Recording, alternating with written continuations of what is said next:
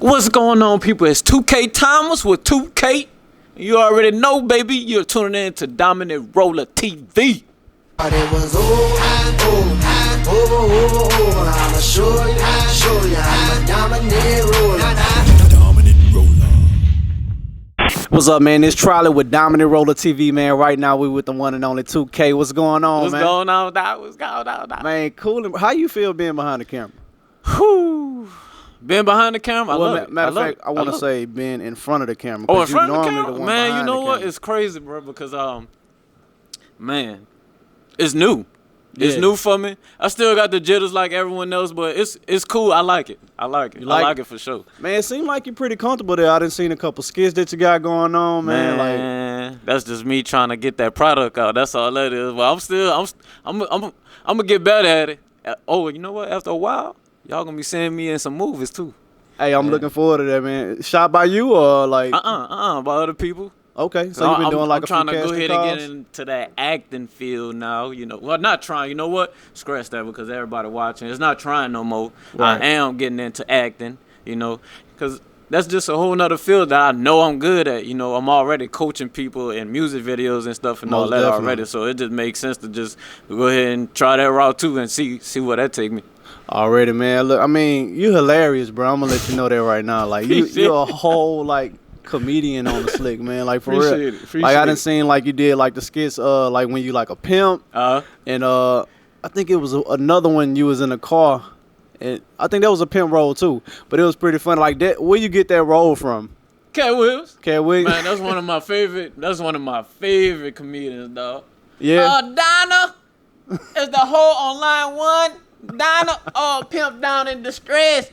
Donna, please help, please. Yeah, that's my Straight dog. up, That's man. my dog. Man, I just seen a meme, matter of fact, and they had Mike Epps, Kevin Hart, and Cat Williams. I want to ask you, what would be your favorite out of them three, and why?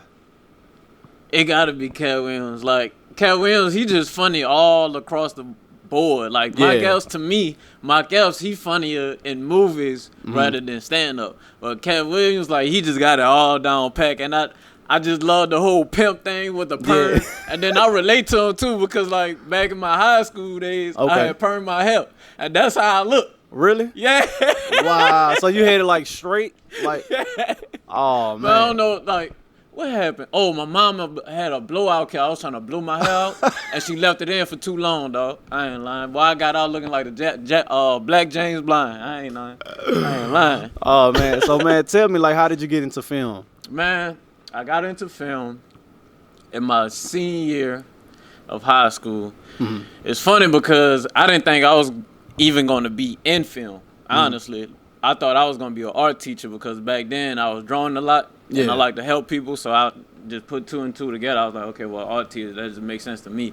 But I did a senior project on my experience of Hurricane Katrina. Okay. How did that go? In that process, like, I just grew the passion for it right then and there because right after I did my project, I went and shot a music video with my best friend at the time. Okay. And to me, I just struck gold. So ever since then, I just went on here with that route, and now I'm here. That's what's up, man. So I know you used to do a lot of videos back in the day. Yeah. And it used to have the intro with you on the front of it. Yeah. That was back when I was Thomas filming media. Yeah, man. That was pretty cool, though. And look, I blew up off that. The fact that I did that, put my face on it, I blew up off that. And after a while, like, people started recognizing me around Baton Rouge, and I was like, God damn. One person stopped me, and he was like, man, hold up, bro. For your arms? I was like, what do you... I ain't put your arms? Yeah, I ain't put two and two together. I was like, what do you want me to fold my arms for? My crazy ass. I'm like, yeah, man, you 2K, man. Well, Thomas at the time, man, you Thomas, man. Man, I need to get a video, dog. Yeah. What's hand, dog? What you hitting for? I'm ready. Straight up, man. So, like, from that starting point, did you know, like, you was gonna take off the way you are now? Did you see it like going over? I didn't see it until I got with MH Films. Okay. I didn't see it until I got with Inmates Films because then I was just really just honing in on that, and at the time it was making me some money, so I was just like, I bet. And then once I got with Inmates Films, they took it to a whole nother level, and I was like, oh damn, okay, this was okay, all right, I see it now. All right, bet. So I pretty much got the clarity between that little time span right there. Okay, so like Inmates, that stuff for like what? Money? Inmates Films, Money Hustler Films. Money Hustler, okay. Hustler Films. That's my first film. That's what I started. Pretty much started the whole thing with. That's what got me where I'm at right now. Just on a like, I guess you could say what you call it brand basis, like making a household name. Gotcha. Basically, they basically helped me brand myself. Period. Okay. And now 2K going to 2K Films now. Okay. At one time you was promoting like an alcohol brand. Yes. Yeah. What is it called? Hey, you gotta put that in. You gotta clip that in. Drink Spilker or die. Yeah. So you saw that one? Yeah, you had the flame on your head and stuff. Yeah. Like how did you get that? Man, again, that was all them because I was just worrying about the product at the time. They was pretty much managing the whole thing through. Like they found all that, and I was just excited to even do the project. I was like, ooh, this is something different right here. So we hopped on that, and that was a nice little experience too because I was able to work with some models that was from London. You know what I'm saying? Oh, cool. Like, yeah, that was nice because how they spoke, they was like, tie it on.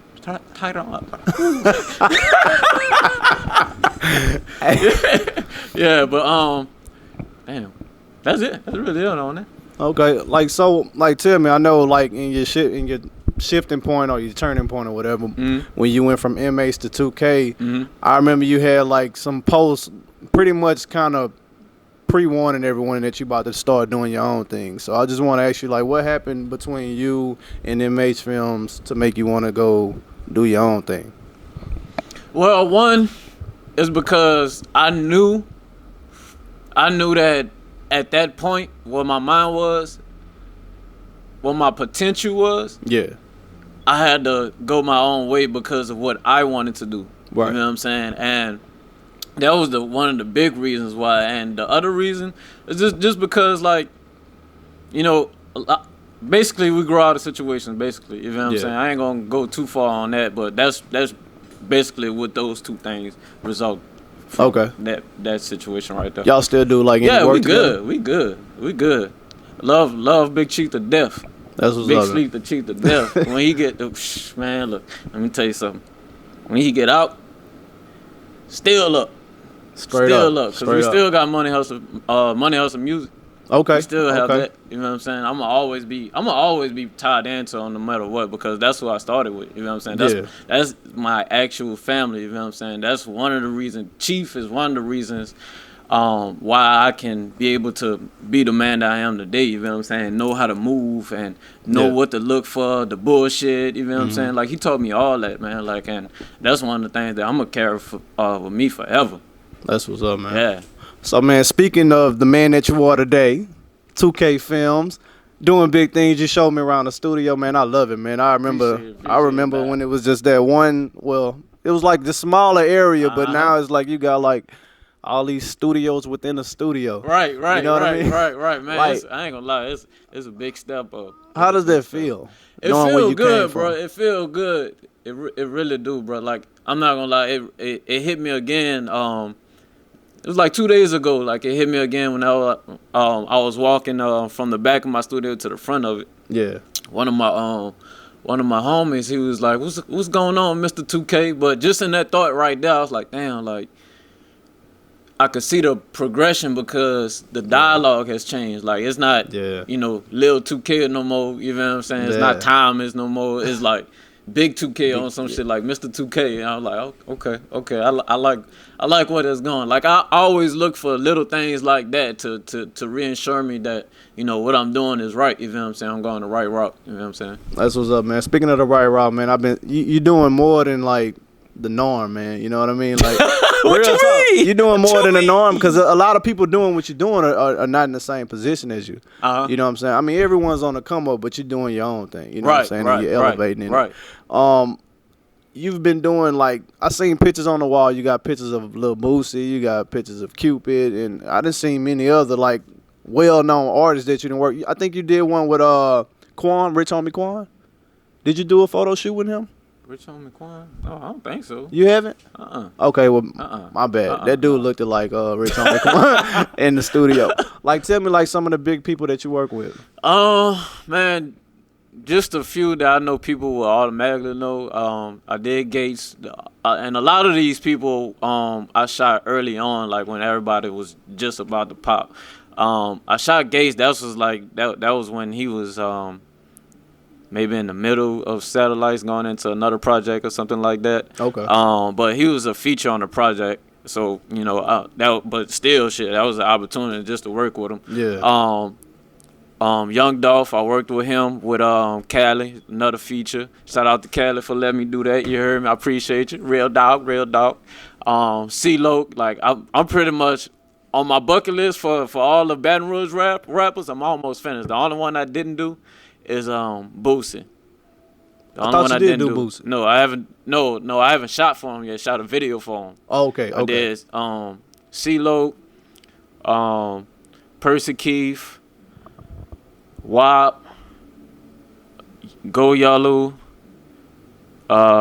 Jay Lewis, Jada Youngin.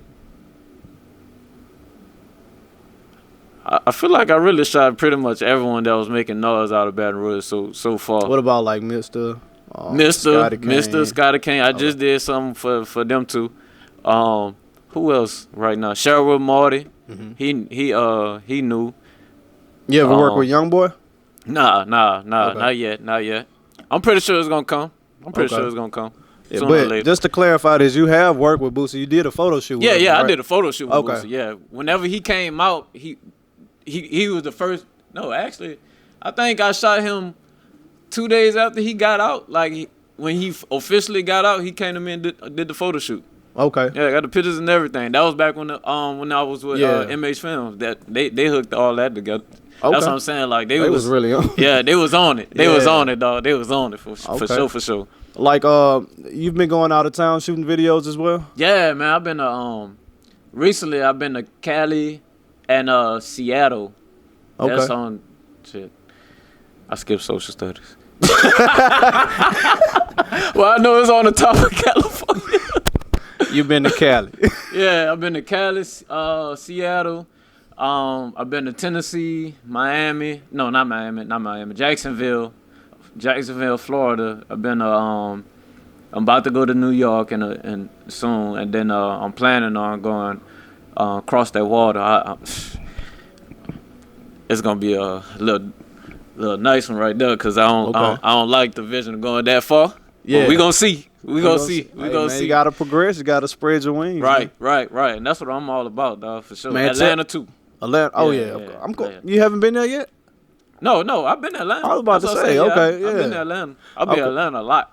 Okay. Yeah. Okay. For sure. So like, tell me, man. Like, being that you coming from Baton Rouge and you shot almost everybody who's hot from here. Mm-hmm. You know what I mean? Like, what is the difference besides the scenery? What would be the difference in shooting from Baton Rouge versus those other areas that you named? The overall difference is people are more understanding and more aware of what they're doing. Meaning, down here, they take music videos like candy or something. Like, you know, that's something that's not appreciated like that. Like, okay. I just, and I say that to say this because, like, I always see a lot of artists is just wasting their money on videos, right, being late and all that type stuff. Like, you don't really have too much of a problem with people like that in other states, but if they are late, they gonna make up for it because they know what they're doing. Like, oh shit, I'm late, I'm an hour late, I know the sun going down, so we ain't gonna be able to get this shot, so we need to just hurry up and go to the next scene and get this shot. So they more easier to work with. Like, down here, they want you to raise the sun back up. Right. And keep shooting. Right. You know what I'm saying? They don't understand it, and that's one of the problems that I'm tackling myself, you know, just in this industry, just in the South period, to let these people know, like, you know, like, when you doing the music video, this is a project. Like, we need to get on it. But that's really the biggest difference. Like, everyone else besides that, everyone else is pretty much doing the same thing, just more people that's from different states. They're on it faster to where they producing the right product that they need to be able to sell whatever they doing. Oh, okay. So, all right. So, like, tell me, like, what would be like your top 3 favorite videos that you done?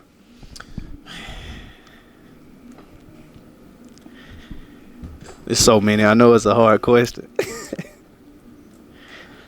First one pop in my head, T2, I Can't Help It. And that's because I got so close to the original treatment. And the original treatment came from Lil Wayne video whenever he was in a mental home. Mm-hmm. And T2 had he had the idea, and I searched for the idea, and I found that video of Lil Wayne because I remember it, and I took just those reference images and looked around town. And I looked up. Shout out to Sam Warehouse. That's what I used for the location. Okay. He had this texture background where I could just use that portion to make it look like a mental home, and it came out that way. We had all the props and everything. He had the T2 went and got the mask, the props and everything. Shout out to T2, man, because I would say that's one of my favorite artists to work with too, because he gives me what I need. Yeah.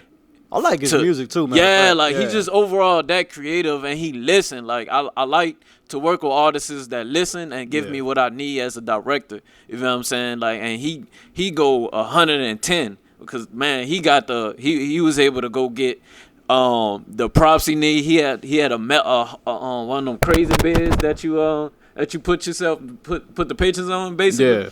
He had one of them in the scene. You gotta go check it out, bro. You gotta go check it out for real. T2, I Can't Help It.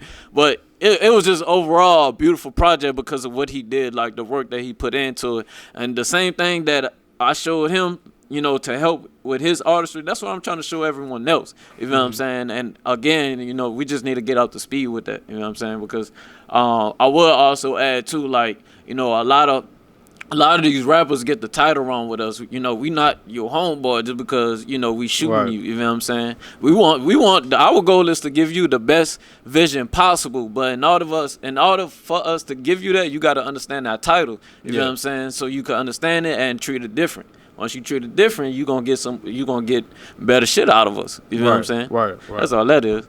Man, you're a hard worker, man. You do more than just be behind the camera. I done seen you on live when you setting up the actual sets. You know what I mean? That's so creative, man. I done seen you had things hanging from the roof. You made it look spooky. You know what I'm saying? Like, what is your mindset? Like, how did you get in those creative vibes to the point that you just see a whole set and just say, I'm going to make it look like this? Well, now that you said, I would just say, like, I have a big-ass imagination and my willpower strong. Yeah. My willpower strong because I hate to be limited not to do something. Yeah. And even if it's something that I don't know how to do, I try my best to go to learn it so I can get whatever's out my head. Because that's really the biggest thing for me is getting the stuff out of my head. And that's why I have problems that, like, if I can't get it out my head, it's just, like, I don't like it. Like, if I can't get exactly what out of my head, meaning, like, give you an example, I had a situation where David G hit me up for to build a set for him, and he wanted a cave set. And I ain't gonna lie, I feel like he doubted me on some shit because he was like, "For this much, you gonna build a cave for this much?" Man, look, I got you. You know what I'm saying? Like, long story short, it took me 19 hours straight to do the set. I started there on a Thursday. And I started on a Thursday night around like 9 p.m. And then I worked all the way to 7 p.m. that next day because 7 p.m. that was daytime to come in the studio to shoot. Wow. And I just finished right then and there. They didn't even know. And I just finished right then and there. And that shit took the hell out of me because basically What's the name of that video? Huh? What's the name of that video? It's I forgot the name of it. I'm gonna have to text you the link, bro. All right, that's cool. I'm gonna have to text you the link. But man, like, just looking at that, like, I'm gonna show you the pictures too. Like, it was just a big ass paper mache, and I never done paper mache in my life. You know what I'm saying? Like, was that recently? No, this wasn't recent. This was last year. Okay, Yeah, I think I seen something you had like newspapers, and then I think you put glue on it, and then you was. That was for Halloween because I built some trees. That was after I learned paper mache. That's what it was. Yeah. I did the trees. Yeah. That was for Halloween. I did a set for Halloween. I like doing them. I don't know how in the hell I just started doing it. I don't know. I just get in a mode, bro. When I need something done, when I want it done, I just go get it. I ain't gonna lie. Do you normally build those sets by yourself? Yeah. Pretty much. Like sometimes I get help. Like I had help with the cave from my homeboy Telly. He helped me build the foundation. Then after that, he had to leave, and I had to paper mache everything. But that was like I'm paper macheing like 1,500 square feet of of area. You know what I'm saying? I did it, man. When I tell you, I ain't gonna lie, I got frustrated like a motherfucker. Like I had to drop down on my knees. Though. I went outside for real. Like I got mad, dropped down on my knees. I prayed, I said the prayer, and I went back in. And I was like, all right, if I ain't had nothing else in this world but paper, a fence, some wood, and water, how would I build my house? And I started looking. I had some paper clips right here. I was like, all right, I'm gonna put some paper clips in the dents. So those are the hard parts right there. So, I don't have to worry about trying to stick something on there. So I put that bitch on, and I saw everything just falling in. I was like, then I was just like, look, I gotta put the mic down. I still remember the motion, because you gotta put it on there right. You know what I'm saying? You gotta put it on there right, unless it's gonna tell. I'm telling you, dog. I'm telling you, bro. I got some stories, bro. But bro, like, that's what it is, dog. It's just, I just keep an open mind to everything, bro. Like, everything. Because, we just got so much potential as human beings, you know what I'm saying? And I just always keep that at the back of my head and just keep moving forward with that. That's what's up, man. So, not only have your craft elevated, but you as a person, you've been evolving yourself. Oh, yeah. Yeah, I remember when you had, like, just the low haircut and, you know what I'm saying? You didn't have all this swag that you got going on now.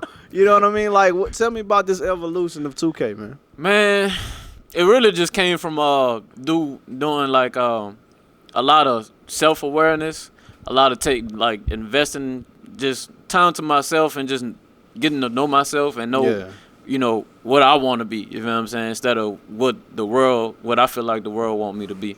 And that's true shit. And I know that's cliche to say, but it's just as simple as that. And, everything is, I just molded down to everything about me is just film. You know what I'm saying? Like, anything that's tied into film, that's what I want to do. And even if, you may see me at the club with looking like Jack Sparrow, you know what I'm saying? That's just me. I like shit like that, you know what I'm saying? Like, it's not wrong for me to want to wear some shit like that. You know what I'm saying? That's just what I'm feeling on that day. And more than sure, like down the line when I get that paper, I'm gonna be coming in some crazy ass shit. Okay. I'm telling you, but that's just me, man. That's just me all the way around. That's what's up, man. I love the evolution of you, man. I remember when you got your nose piercing, and you said on Instagram, you say this is the most liberating thing I ever done. Yeah, I remember that. Like, why? What made that the most liberating thing? Because it was at that point, it was just me stepping out my nature. At that point in my life, it was me stepping out my nature and just experimenting. Because everyone goes through those phases, like the experimental phase, and then knowing that clarity of knowing who you are, and then is that stage of perfecting it, and then the master, come. You know what I'm saying? I feel like I'm between I know myself and I'm beginning to perfect it. Okay. Because I feel like I'm not even in my prime yet. Okay. So you haven't quite mastered, but you almost there. Yeah. Okay. Yeah. Okay. For sure. That's pretty cool, man. Like, just for you say you had to just take a second just to get to really know yourself to actually. Hell yeah. I'd advise everyone to do that, man, because that's what you really need to do. There's just so much distraction in life, you know what I'm saying? And, those distractions, not knowing, it just costs you with that procrastination. That procrastination go to other shit, and then that other shit may turn into suicide because you're stressed out on life. And, it's just a whole downfall. It's just my dog, Dame, I'll never forget this. Just, I always pay attention to words. Yeah. And one day he told me, he was like, stop, breathe. And I took that on a whole nother level. He was just saying, stop, breathe, and just take your time and then do what you was doing. But I took that and ran with it, you know what I'm saying? Yeah. And applied it to everything what I was doing. I was like, you know what, I need to stop on life real quick and see what I'm doing wrong, you know what I'm saying? Yeah. Man, I remember you had this commercial that you dropped. You was running, and then you had my this demo mask reel. on. Yeah, that was pretty cool. Like, yeah. I feel like that was like actually like symbolically telling us that you about to evolve into something else. Yeah, you about to take this to a whole nother level. Yeah. You know what I'm saying? Definitely. What was the thought process in that reel? And that's another situation of me just thinking outside the box and being different, because a lot of filmmakers, they just post their best work, but I kind of did that and thought about what P. Diddy did just for himself and making himself just a brand, period. And again, 2K is a brand, right. And I wanted to show that within my demo reel, so that's where I got that from. I got another one coming just like that. It's coming soon. I can't wait to see that, man. Tell me about this hashtag, man. Motivated Force. Motivated Force. That's a whole nother brand in itself. That's motivating everyone in the world to chase your potential, whatever the case may be. It's just a wake up call for everyone, and just letting them know, like, look at me as a reference, and look what I did. And it's basically the same thing everyone else is saying, like the OGs, whoever you may look up to, is the same thing. Like, you want that dream, you got to chase it no matter what. You have to take that risk. If you don't take that risk, you're just going to sit there. Yeah, man. Basically, that's it. You know what I'm saying? And that's where that came from. What motivates you? My family. Okay. I look at my family not as a family, but as a village/kingdom. Like, I like to think in simplest terms. And, I don't like the way my kingdom is built right now. I'm trying to make it more solid. You know what I'm saying? Yeah. And that's really it. And I just know that, I have to go. All my answers is with my potential, which is film. And I know this and understand this, so that's why I go so hard behind it, because this is my only route, you know what I'm saying, to change what is affecting me. And that's the only thing that's affecting me right now, spiritually, is just my kingdom. I want it to look pretty. Wow, that's deep, man. So, man, look, speaking of change, you had like over 400 videos on your YouTube. Right.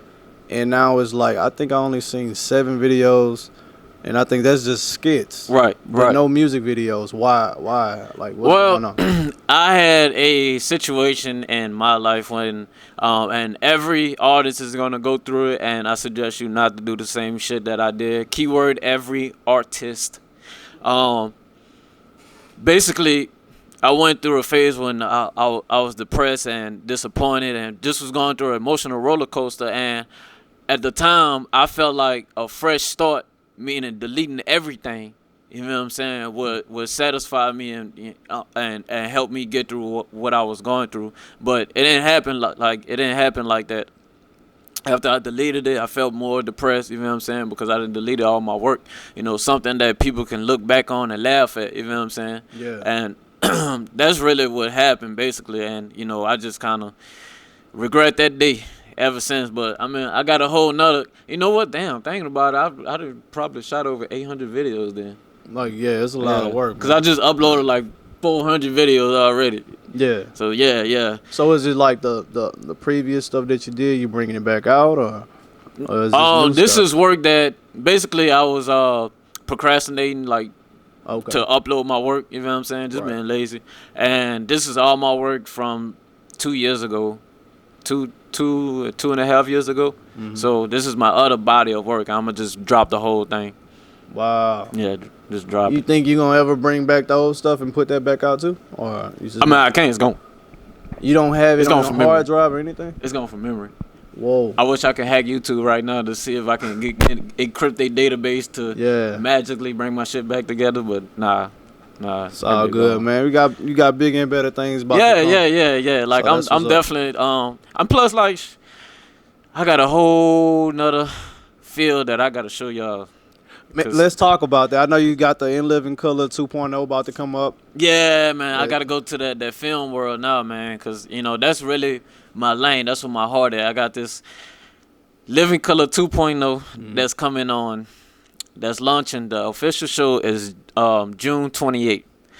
This is for any actors or just regular people that wanted to come out and just have some fun acting. This is an improv event. It's a friendly, competitive event. What I mean by friendly, you got to come and see. Okay. But I basically what I did was I took the blueprint of the original In Living Color 2.0 and made it my own. Okay. In this modern world. And the great thing about it, people will be able to see it live on Instagram. That's like my biggest accomplishment ever recently. Man, I went ape shit about that because I was working hard on that. But yeah, y'all stay tuned in that because it's definitely going to be a sight to see. Okay. So, I mean, I know you say it's going to be on Instagram Live, right? Mm-hmm. So, I know Instagram only lets the video stay on there for like 24 hours. Like, if people want to go back and see it again, like, is it going to be like on YouTube? Yeah, it's going to be on YouTube for sure. I'm working on getting it on actual TV also. Oh, yeah. Okay. If I get on that, then that... Yeah.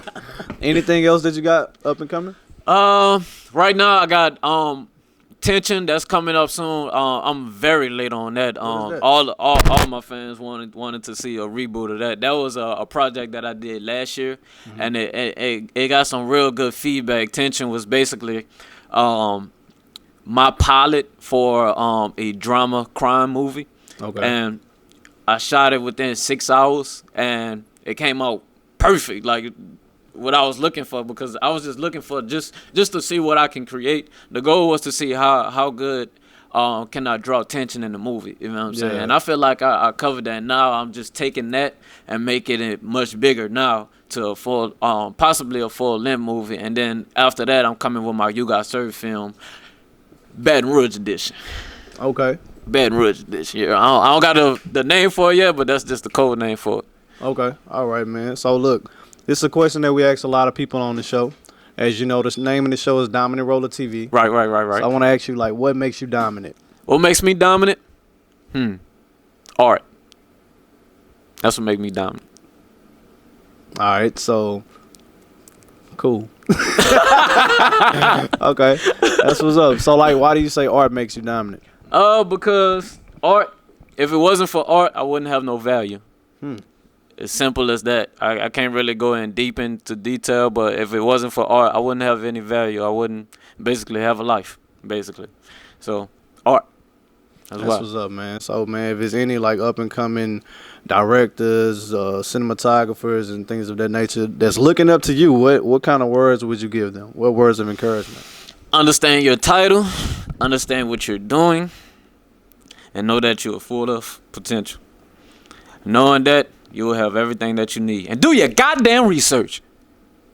Do you understand me, boy? Do your research. I just had to put that out there. And that's it, dog. Already, man. Man, it was a pleasure. You letting me come to your studio, check everything out, man. No problem, dog. It's an honor doing this interview with you. Man, any last words if you want to tell the people? Whatever. Like, just let them know. You know what? Living Color 2.0, Domino, Howard Hall. I'm not playing. 2K out.